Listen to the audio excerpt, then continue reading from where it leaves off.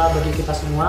Selamat datang kepada Bapak Ibu pemirsa podcast informatif dan interaktif Pengadilan Negeri Bantaeng.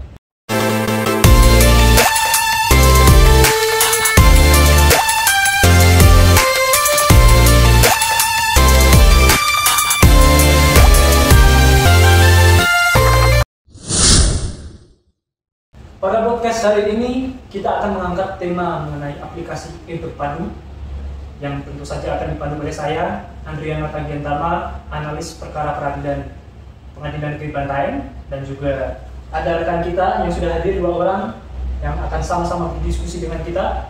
Yang pertama adalah Mas Abdul Masjid Wawan Rosadi, analis perkara peradilan Pengadilan Negeri Bantaeng, dan juga Mas William Syaufi Rifanda yang juga merupakan analis perkara peradilan Pengadilan Negeri Bantaeng. Oke, langsung saja pertanyaan pertama kita lemparkan kepada salah satu rekan kita, Mas Wildan. Bisa dijelaskan mungkin Mas Wildan mengenai apa sih e-Berpadu itu, dan mungkin apa urgensi perlunya e-Berpadu ini secara pertimbangan kenapa harus ada e-Berpadu? Bisa dijelaskan mungkin diskursus. Terima kasih atas kesempatan dan pertanyaannya, Mas Andre. Jadi e-Berpadu itu merupakan aplikasi inovasi pelayanan yang dibuat oleh Mahkamah Agung. Dia singkatan dari aplikasi elektronik berkas perkara pidana terpadu, dan tujuannya adalah untuk mengintegrasikan berkas pidana dari tiap para aparat penegak hukum. Jadi urgensi diciptakannya aplikasi ini adalah untuk memangkas birokrasi pelayanan serta untuk menciptakan adanya pelayanan yang cepat, khususnya karena adanya integrasi perpindahan berkas perkara antara aparat penegak hukum melalui sistem digital. Jadi memang e-Berpadu ini dilaksanakan karena memang untuk memangkas birokrasi, memudahkan proses pelayanan dalam konteksnya, dalam hal ini tentu saja pelayanan pidana ya Mas Wildan ya. Mengenai dasar hukumnya, apa kira-kira yang melandasi e-Berpadu ini? Kalau dasar hukumnya itu tidak bisa dipungkiri, dia tidak bisa dilepaskan dari Perma nomor Peraturan Mahkamah Agung nomor 8 tahun 2022 tentang administrasi dan persidangan perkara pidana secara elektronik di pengadilan. Serta juga tidak bisa dilepaskan dari SEMA nomor 365 tahun 2022 yang merupakan pedoman teknisnya judis dari Perma 7 tahun 2022. Jadi bisa dikatakan 2 peraturan ini ya, yang menjadi dasarnya ya. Pertanyaan nomor 2 saya lemparkan kepada Mas Wawan nih mengenai pengguna layanan e-Berpadu ini. Siapa sih Mas, bisa dijelaskan siapa yang dapat menjadi pengguna layanan e-Berpadu ini? Apakah ada kategori-kategori tertentu? Baik Mas Andre, pengguna layanan e-Berpadu, aplikasi e-Berpadu ini ada 2 jenis. Yang pertama adalah aparat penegak hukum atau APH, yang kedua adalah masyarakat umum. Untuk persyaratan menggunakan aplikasi ini ada perbedaan sedikit antara keduanya. Untuk aparat penegak hukum ini perlu membuat akun untuk bisa menggunakan aplikasi ini dengan cara mendaftarkan email dan nomor WhatsApp mereka ke pengadilan negeri setempat. Berbeda dengan pengguna masyarakat umum, mereka tidak perlu membuat akun untuk bisa mengakses aplikasi e-Berpadu ini. Mereka cukup mengakses laman e-Berpadu dan menggunakan layanan tertentu yang bisa digunakan oleh masyarakat umum, yaitu misal seperti izin besok dan izin pinjam pakai barang bukti. Ya. Jadi kesimpulannya ini ya, untuk masyarakat umum tidak harus bikin akun, tidak perlu, dan akun itu khusus untuk aparat penegak hukum, dan itu pendaftarannya akan dibantu oleh diregister oleh pengadilan negeri setempat. Ya, administrator ya. Ya. Berarti ini sangat erat kaitannya, mirip-mirip ya. Bisa dikatakan mirip-mirip dengan aplikasi e-Court kan. Kalau sedikit ininya, untuk e-Berpadu itu kan aplikasi pidana, dan e-Court itu aplikasi untuk perdata. Nah, itu mungkin perbedaan antara pengguna e-Berpadu dengan e-Court ini seperti apa, dan bisa dijelaskan sedikit bagaimana semangat dari keduanya ini? Jadi saya jelaskan bahwasanya aplikasi e-Berpadu ini dan sama e-Court ini sama-sama untuk masyarakat umum bisa menggunakan, tapi yang membedakan adalah e-Berpadu ini untuk pidana digunakan masyarakat umum dan aparat penegak hukum. Kalau yang e-Court tadi digunakan oleh pengguna terdaftar, yang dimana itu adalah advokat dan kurator, dan masyarakat umum sebagai pengguna lain. Dan sekalian menjawab ini Mas Andri, bahwasanya aplikasi dan e-Berpadu dan e-Court ini adalah bentuk usaha Mahkamah Agung mentransformasikan peradilan ke peradilan elektronik. untuk menjawab tantangan zaman yang semakin berkembang, Mas Andre. Jadi ada manfaat yang diusung oleh Mahkamah Agung dalam peradilan elektronik ini.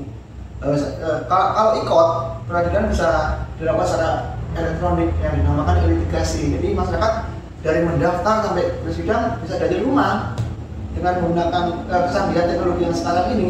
Sementara untuk yang berpadu, untuk masyarakat umum tanpa perlu ke pengadilan, mereka bisa melakukan permohonan izin besuk dari rumah melalui layanan izin besuk tadi. Jadi cukup menarik. Berarti bisa dikatakan ini mungkin semangat Mahkamah Agung itu memang untuk mengarahkan persidangan ke depannya untuk bisa dilakukan secara elektronik mungkin ya, gitu ya. Ini kan kita sudah mendengar tadi penjelasan dari Mas Awan ini kan, untuk pengguna e-Perpadu ini kan ada 2 kategori yang bisa menggunakan, yaitu APH, aparatur penegak hukum, dan juga masyarakat luas atau masyarakat umum. Nah ini mengenai berkaitan dengan penggunaan ini, apa saja layanan yang bisa diakses oleh kedua pengguna ini? Apakah ada perbedaan atau tidak seperti itu? Bisa dijelaskan mungkin Mas? Iya, untuk layanan dari e-Perpadu ini sebetulnya ada 9 jenis layanan. Yang pertama itu ada pelimpahan perkara, yang kemudian ada izin dan persetujuan penggeledahan, izin persetujuan sita, kemudian ada perpanjangan penahanan oleh KPN, ada pembantaran penahanan, ada penangguhan penahanan, kemudian ada izin pinjam pakai barang bukti serta izin besuk. Dari 9 layanan itu ada beberapa layanan yang dapat diakses oleh masyarakat pada umumnya. Itu seperti izin besuk dan juga izin pinjam pakai barang bukti. Ya. Nah, untuk 2 layanan tersebut tidak perlu menggunakan akun. Jadi masyarakat bisa langsung mengaksesnya melalui aplikasi e-Perpadu. Seperti yang dijelaskan sama Mas Wan tadi kan. Jadi kesimpulannya nih, untuk masyarakat luas layanan yang bisa diakses itu adalah izin besuk dan izin pinjam pakai barang. Dan izin pinjam pakai barang bukti itu ya. Dan yang selain itu akses layanannya hanya untuk aparat penegak hukum. Oke, pertanyaan selanjutnya ini masih berkaitan dengan layanan yang tersedia di e-Perpadu dan juga pengguna layanan. Kita kan sudah tahu nih kalau e-Perpadu itu kan layanan yang sering digunakan oleh pengguna atau masyarakat umum itu adalah izin besuk. Nah, ini bisa dijelaskan mengenai Mas Wildan kepada para pemirsa yang kira-kira mereka ingin menggunakan layanan izin besuk ini seperti apa sih prosesnya? Jadi untuk mengakses izin besuk itu masyarakat cukup dengan mudah dengan mengetikkan keyword e-Perpadu pada mesin pencarian. Kemudian dari ketika sudah terbuka Windows-nya, bisa kemudian masyarakat memilih fitur izin besuk. Dari situ masyarakat diarahkan untuk mengisi formulir, dan di situ ada satu yang penting, yaitu nomor register permohonan atau nomor permohonan. Itu sudah auto generate dari sistem. Itu perlu dijaga oleh masyarakat sehingga nanti ketika izin besuk itu telah divalidasi oleh pengadilan, mereka tidak perlu langsung datang ke pengadilan minta surat penetapan izin besuknya. Jadi masyarakat cukup dengan mengcopy nomor yang tadi auto generate dari sistem ke dalam e-Perpadu. Juga ada fitur juga disebut cek izin besuk, cek validasi izin besuk. Bisa dipaste di nomor tadi bisa dipaste di fitur tersebut, kemudian bisa dicek apakah permohonan sudah divalidasi atau belum. Jadi masyarakat tidak perlu datang ke pengadilan. Pertanyaan selanjutnya saya kembalikan kepada Mas Awan lagi ya. Izin untuk Mas Awan ya. Ini untuk penggunaan aplikasi e-Perpadu ini kan. Ini kan seperti apa nih? Bisa dijelaskan mengenai keaktifan penggunaan ini? Apakah sudah cukup sering digunakan atau seperti apa aplikasi ini? Baik Mas Andre, aplikasi e-Perpadu ini sudah sering digunakan, bahkan menjadi instrumen reguler oleh Pengadilan Negeri Bantaeng. Digunakan oleh aparat penegak hukum secara reguler dalam mentransfer berkasnya, dan digunakan sering digunakan oleh masyarakat umum untuk melakukan izin besuk. Jadi memang e-Perpadu ini menjadi aktif di Pengadilan Negeri ini karena menjadi instrumen reguler tadi di Pengadilan Negeri dalam hal pidana. Dan untuk bisa dibocorkan nih berapa jumlah layanan yang masuk di aplikasi itu? Mungkin Mas Awan punya datanya kan sebagai petugas layanan Pengadilan Negeri Bantaeng ini? Ada ya Mas Andri, untuk pelimpahan yang dari kejaksaan itu sudah masuk 30, untuk yang penggeledahan 15, penyitaan sampai 60, dan untuk penahanan berkisar antara 30.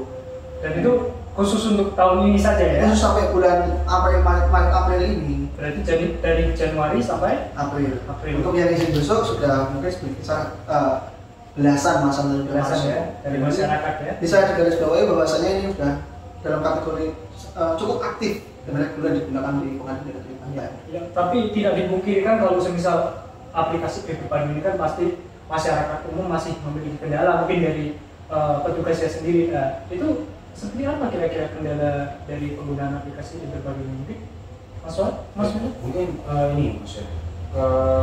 Masih ada beberapa pengguna layanan yang terkendala adanya kepemilikan akses terhadap melalui aplikasi itu, misalnya tidak adanya internet atau tidak adanya ponsel. Meskipun kemudian masih bisa dilihat bahwa orang itu bisa meminjam ponsel maupun meminjam internet dari masyarakat lainnya, saudaranya mungkin. Tapi kami tidak menutupi kemudian layanan lainnya, menutupi itu terhadap jika tidak adanya akses terhadap internet tadi untuk mengakses aplikasi ini, bahwa masih tersedia layanan konvensional di mana masyarakat masih bisa datang langsung ke sini, kemudian diproses secara manual. Jadi perlu kita ketahui bahwasanya aplikasi ini tidak merugikan salah satu, semuanya ini malah menguntungkan. Tidak ada yang ditutup jalurnya, tapi untuk transformasi mereka cepat. Apalagi sekarang kan kita bisa bilang dunia ini kan sudah jarang mungkin ya bisa dikatakan masyarakat yang tidak memiliki akses sama sekali terhadap. Dari diskusi kita hari ini tuh menyimpulkan sesuatu hal yang sangat menarik menurut saya ya, karena ini membahas mengenai bagaimana penggunaan aplikasi Padu ini telah secara aktif dimanfaatkan secara reguler ya di Pengadilan Negeri Banten ini, tapi tetap saja kan itu tidak memungkiri bahwa masih tetap ada kendala terutama dalam masyarakat mengakses informasi mengenai Padu ini. Dan seperti apa ini? Apa layanan yang disediakan dari Pengadilan Negeri Banten untuk masyarakat yang belum mengetahui mengenai informasi Padu ini? Untuk informasi mengenai jika adanya kendala yang dihadapi dalam penggunaan layanan Padu ini, sebetulnya ada beberapa untuk aparat penegak hukum itu sendiri ada grup WhatsApp yang digunakan sebagai forum komunikasi antara aparat penegak hukum untuk saling menukar informasi mengenai adanya kendala atau tidak dalam penggunaan aplikasi layanan Padu. Kemudian untuk masyarakat luas pada umumnya ada beberapa mekanisme seperti contohnya ada media sosial yang dapat diakses. Masyarakat dapat bertanya kepada media sosial resmi Pengadilan Negeri Banten, ada di Instagram, TikTok, kemudian WhatsApp. Nah, WhatsApp ini ada namanya aplikasi asisten digital andalan, aplikasi asisten aparatur pengadilan atau andalan. Itu merupakan nomor resmi dari pengadilan yang difungsikan untuk menjawab pertanyaan-pertanyaan yang muncul pada masyarakat. Pertanyaan seputar layanan yang disediakan pengadilan. Jika masyarakat masih ada mengalami ketidakjelasan, bisa menghubungi nomor andalan. Jadi andalan ini ya? Ya, andalan. Andalan namanya. Andalan itu bisa dijelaskan sedikit mengenai aplikasi andalan ini? Jadi aplikasi andalan adalah aplikasi yang terintegrasi dengan bot WA. Jadi di situ adalah nomor WhatsApp Pengadilan Negeri Banten. Jadi nanti ketika masyarakat mengalami ketidakjelasan bisa menghubungi nomor tersebut dan kita akan meresponnya dengan cepat. Ada admin yang ada petugas layanan yang ini ya, yang siap untuk selalu memberikan informasi melalui aplikasi ini. Iya.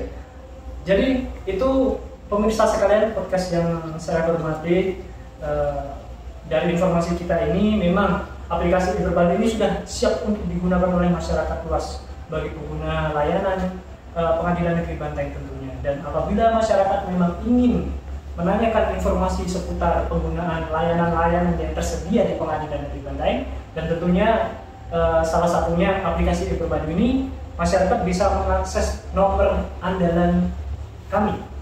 Ini nanti ada admin yang akan sigap untuk menjawab pertanyaan dari masyarakat selalu pengguna yang akan dicantumkan di layar podcast ini.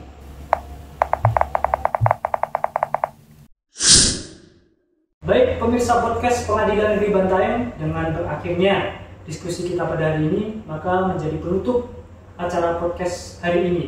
Dan saya mengucapkan terima kasih banyak atas atensi yang diberikan, dan saya juga mengucapkan terima kasih banyak kepada Mas Abdul Majid Rosadi dan juga Mas Bildan Syauki Fada yang telah bersedia hadir dan memberikan informasi kepada para pemirsa sekalian mengenai aplikasi e-Berpadu ini.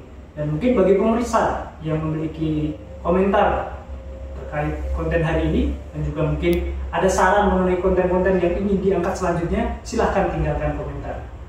Saya, Andriana Tagiantama, selaku pembawa acara pada hari ini, mengucapkan mohon undur diri. Wassalamualaikum warahmatullahi wabarakatuh. Pengadilan Negeri Bantai, Paham tidak?